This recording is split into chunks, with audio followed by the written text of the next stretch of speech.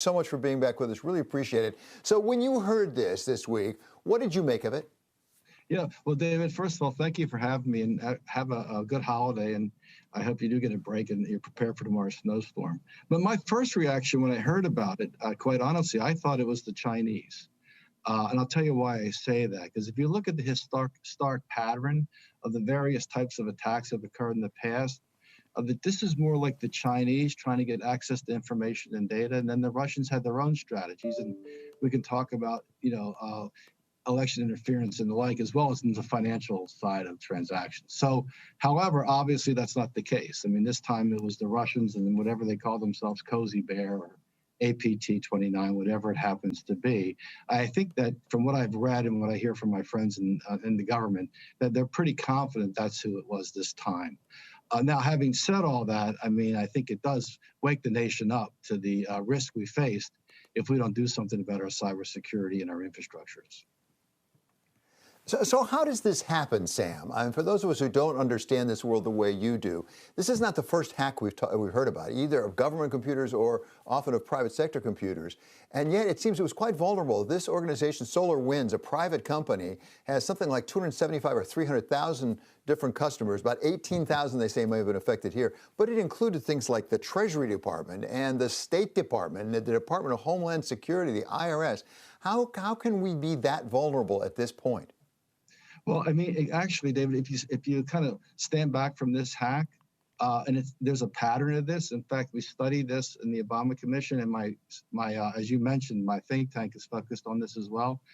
Think about it as your supply chain. In this particular case, SolarWind is a provider of services, network services, but services to all these various entities. That's the nature of their business. However, they're very innovative. They're very good. They're growing very, very quickly. But perhaps they weren't as thorough as they needed to be as far as securing their particular platform itself.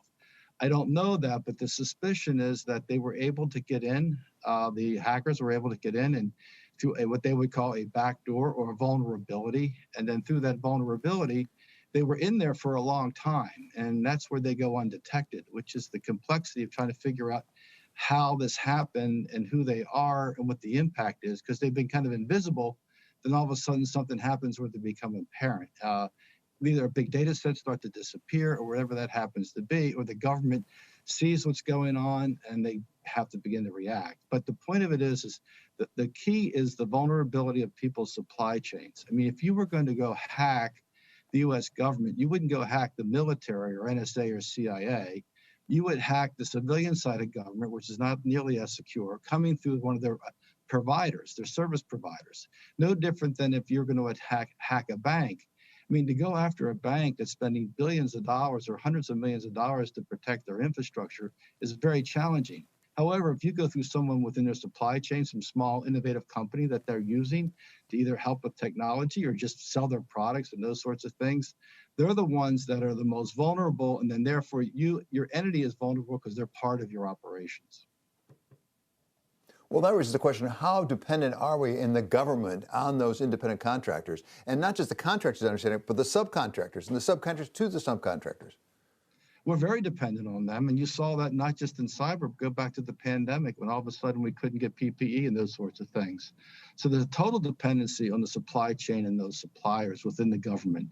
That's not a bad thing, I mean, quite honestly, but what it requires is the government establish standards, just like a company would establish standards, that if you're going to be a provider of services to us, whether that's software, people, whatever it happens to be, you have to comply with these cyber standards. Now, there's a standard that was established called NIST in the Commerce Department that we worked on years ago.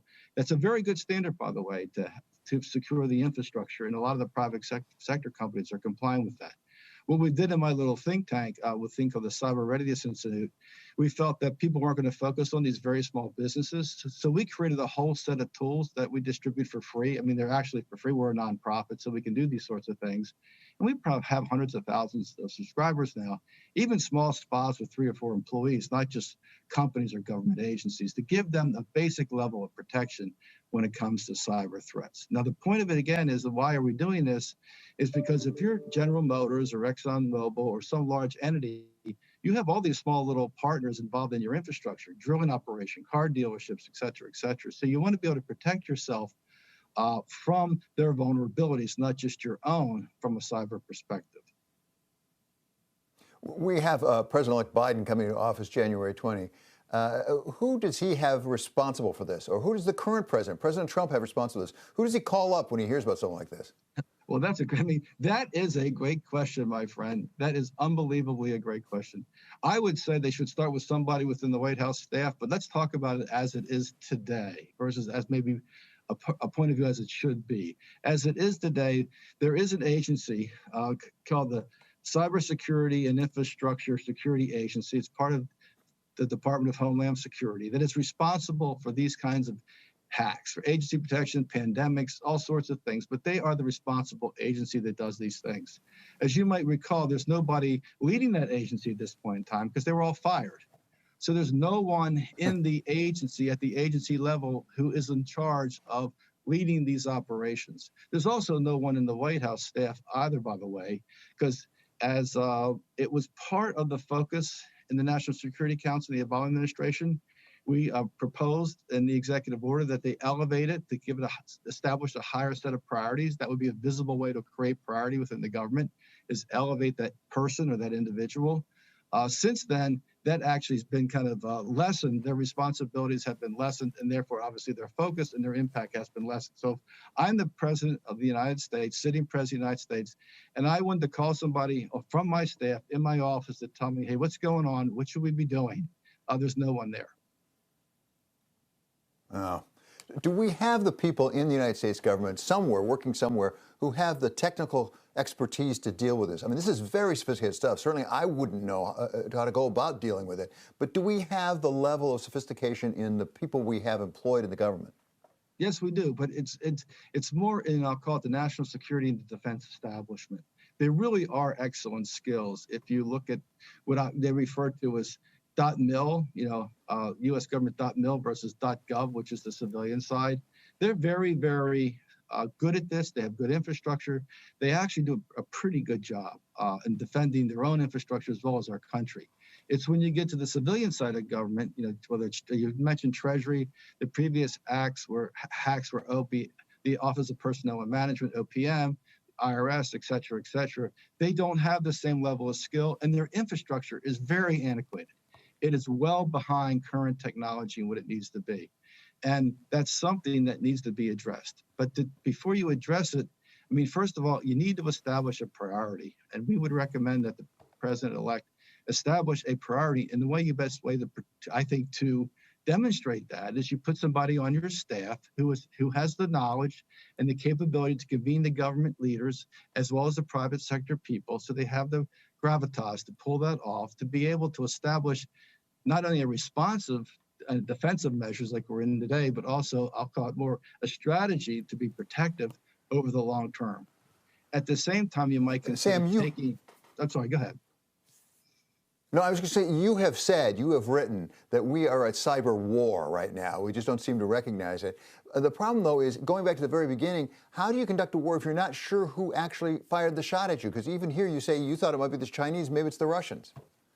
And that's the challenge, because it's very difficult to know where all these attacks are coming from. I mean, you can talk about in the private sector, the famous one was the Sony attack. And it took a long time to figure out whether it was North Korea or who helped North Korea. Was that really Iran or was it the Chinese? And that takes a long time because of the nature of how you can hide within the internet, let's say, in layman's terms, and then get yourself embedded into the infrastructure. The key to doing that, though, is quite honestly, you need to be protective and also have a mechanism in place to respond. So you have to plan. If you're the government or a company, you have to plan, assuming even though you take all these precautions and maybe you're best of breed, something's going to go wrong, and you have to have a response mechanism in place.